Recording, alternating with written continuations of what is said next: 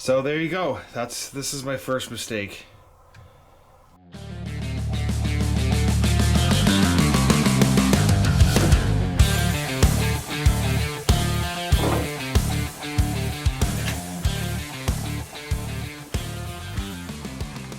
All right, so we have the port side inside edge of the sponson ready to go. Again, this is bulkhead, I think 19. It's not specifically labeled under step 8 to install it. It's on the picture, but it doesn't say like the other parts, like this part and these parts, I think 10, 12, and 13 or something. So just don't forget to put this in, is my point. So we've got this rubber band system. This is like this is critical that this edge is straight. So I've got this on here. I've got a straight edge on this for help with 19, and then some reinforcements go in for the engine mounts. I just marked the edges, the sides that I want to apply the glue to, the epoxy on both those sides. So that's what we're gonna do right now. All right. 2 hours later, really a few hours. All right, let's be real. You didn't actually think this was gonna go perfect, right? Remember that bulkhead I put on? All right, this is 19. Well, I go to put on the part number 20, which is the outside of the sponson here, right? And it's really starting to take shape. What I regret not doing is not putting this in, installing this while the glue is drying on 18 and 19, because this position right here is a little off. No! This position right here is a little off. The whole thing is just cocked up a little bit, and so you can see I marked with a black marker because I was like gonna try to score the epoxy out and reglue it. But what I'm gonna have to do, I think what I chose to do instead, score this out. I'm gonna have to elongate this hole right here, and then this curvature is also gonna change. That's aesthetics, but the ride, I mean, yeah, the ride, this is bowed out a little, tilted up at an upward angle. I'm just gonna go with it. If I'll see how the bottom skin looks. Maybe I can fill it in. But yeah, that sucks. So I think I'm gonna do that. I don't trust myself enough to break this out without breaking 18. All right, you can see we had to enlarge the slot to accept the side sponson support. The most critical thing here is going to make sure that the ride pad is not affected by this mistake. Make sure you hit the subscribe button to follow along with this and future parts of the series to see how we recover from this mistake. You go and do something like this and totally redeem yourself. This edge is a little bit not straight. Now, how much of that is going to be you know, on the riding surface, contacting the water? I don't really know. I'm hoping it's not. I don't think it's going to be too much. It seems like the more important bulkheads are going to be down there. So I might be able to touch up, add a bead of really thick epoxy to bring that to level. Everything else is going great. So actually, as a circumstance of that, this is part number 16. I had to modify this little notch right here. This notch had to be grounded out a little bit further down. And then I think I notched this one a little bit. What I've been trying to do is maintain that bottom surface, that bottom joint with this bulkhead, making sure that those two are flat. And so that's why I'm here, and this is holding it up. And so I'm gonna glue in place. I may remove it, glue in between the joints, and then this is like a critical. This is a critical edge. Hang on, this is a critical edge right here, because this is the outside of the sponson. This 18 right here. This is a critical edge. So we sorry for moving this. This is straight as an arrow. So I feel good about that. Same thing on the other side. So we are ready to glue. Oh, this is loose still, so this hasn't not been epoxied yet. The other thing I want to point out on 19, this will have to be grounded down to meet the aesthetic line that the other bulkheads provide, and the slope of the top side of the top sheet skin of the bottom, the top sheet of the sponson. All right, as we prepare part number 16, this is the outside edge of the ride pads. These notches point down, and this fits forward. So what I'm doing now is I'm just marking where they're going to be contacting, fitting with the bulkhead. And so I can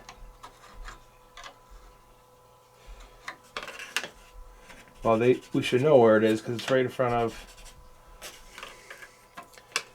These notches are going to be some basswood doublers after this is dried.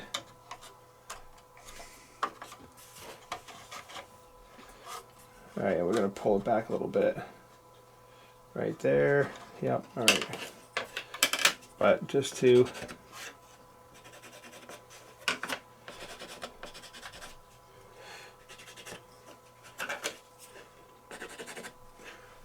all right. Same goes for the 15.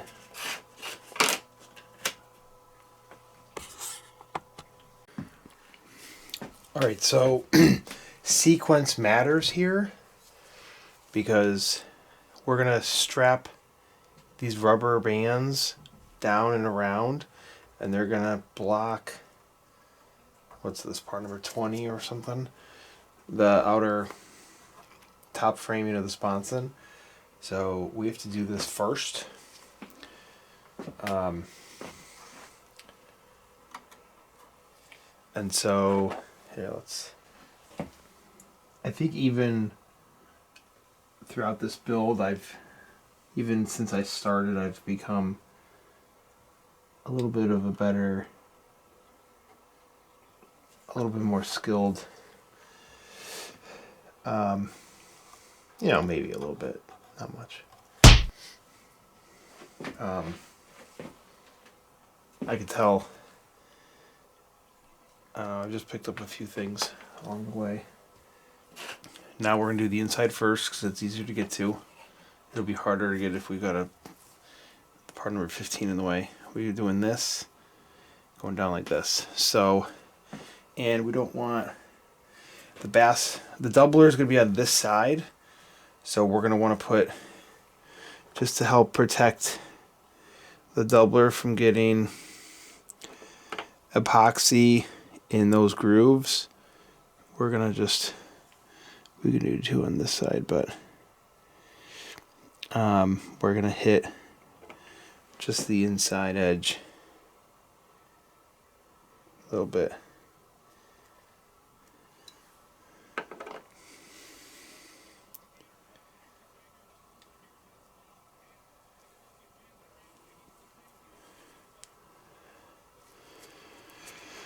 Okay, I think that's good for now.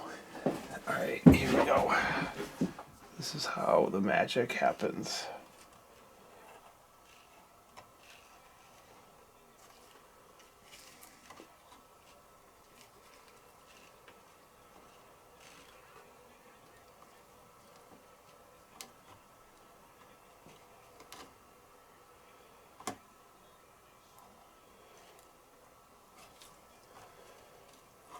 There we go. That's it right there. Now we gotta pull that up, and then you want to make. I have to pull this part aft a little bit just to make sure the basswood, the doublers, have enough room. I gotta come back a little bit more for that one. We still have enough room there.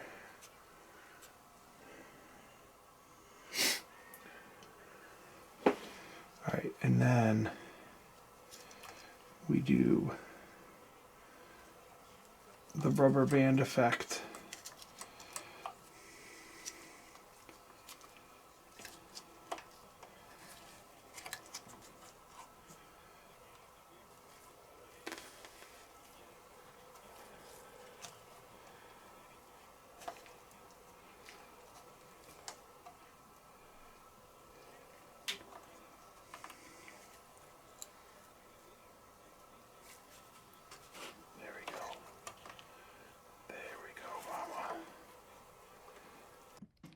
Hey, so these next few minutes I'm deliberately showing because I feel like it's important to see these two parts, 15 and 16, along with 18, I feel like are some of the most important parts of the whole boat.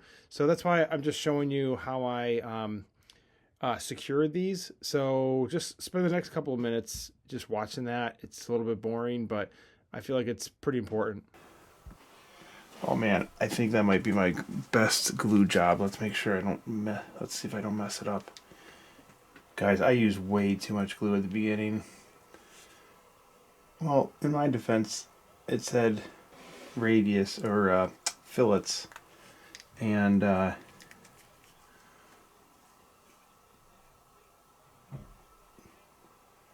do a little dab. And I didn't know what that meant.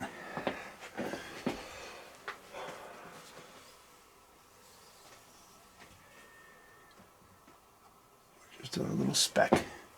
Because as I found out, I mean, this stuff, this G-Flex freaking works. Works really well. So, you don't need a lot. You don't need a lot. All right, now we're going to do part number 15, is it? All right, and again, the same thing. Because this outer edge is critical and we want to minimize sanding, we're only going to do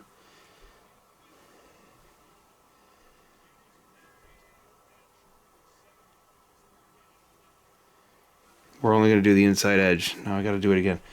This little nub here, that goes up.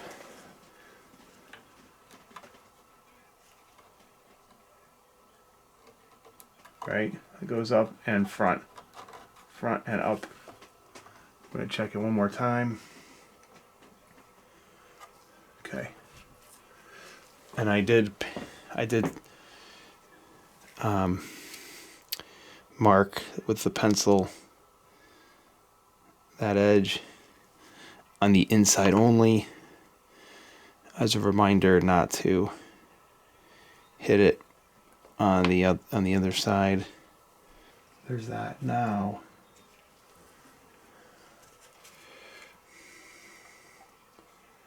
where's this?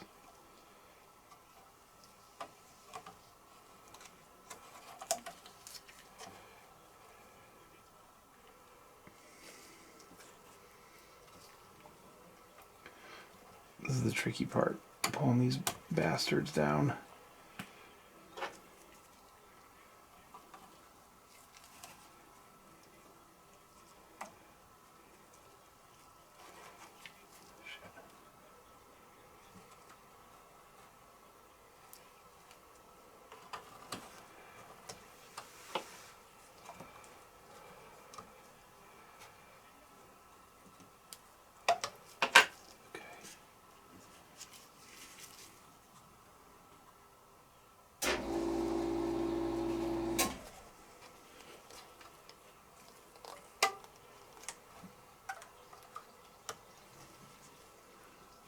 All right, so we've got these sponsons glued up here. I've got two, well, like three really, rubber bands holding these all on, and there's enough pull that it's keeping everything in line. I've been checking, but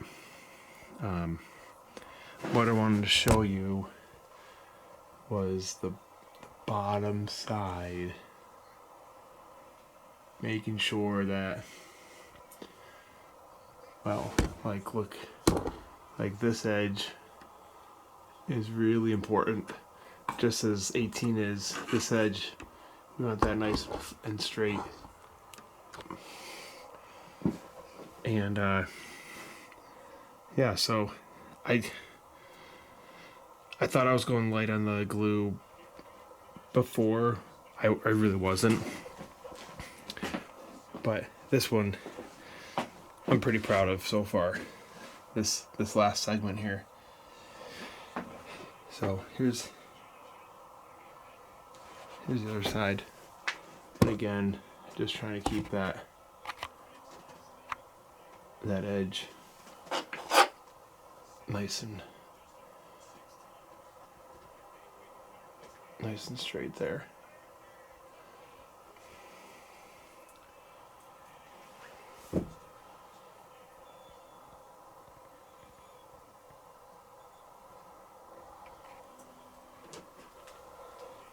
All right. Man, this has been extremely therapeutic, other than the slight, malfunction with bulkhead 19. I feel a lot better.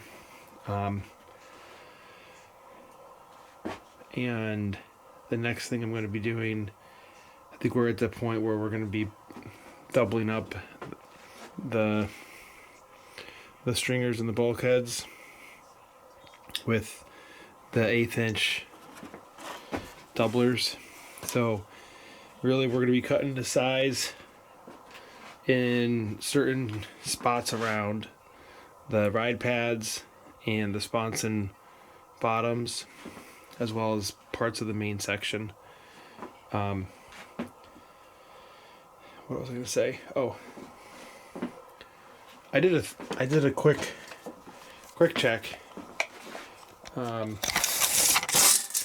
13. So checking this distance here, because I was like, well, geez, are these parallel? And they're at 13.5. Now you gotta watch out, because right here there's that 1/8 inch doubler. So this edge is really the inside of the outside edge there. Same over here. So you do that. You put it right there. You put it right there, and kablamo, you're at 13.5. If I can get it to stay. Oh, yeah, so. Yeah, this is the top, obviously, is the bottom the same. I gotta check, but, I'm trying to find like those random moments in the build to just double check those kinds of things. And things seem to be working out pretty well. So, oh, I forgot to do these. I'm gonna do these too. These go right here to the point where this is tangential to the curvature. So if you're looking this, it's gonna be like this. Right. Oh, look right there. All right. Oh, 30. I gotta do 32. This is my staging area. All right, and then after this, then we're doing the doublers. So, coming along. All right, it's the next day and next morning, and as this was curing, I noticed that there's a little bit of, I don't know, convexity, whatever, concaveness to, this is part 15. And so I was checking, So I was checking with a straight edge to make sure, and this bulkhead was, apparently it was a little high because there was there's a little bit of a bowing. And so I put a spacer. I just concocted some sort of spacer point there. So there's a little bit of a gap there that's now cured. Point to this whole thing is, I think this straight edge is more critical than, you know, getting it up nice and snug. So I would just look out for that. All right, we're on this journey together. All right, everything else appears to have dried pretty well.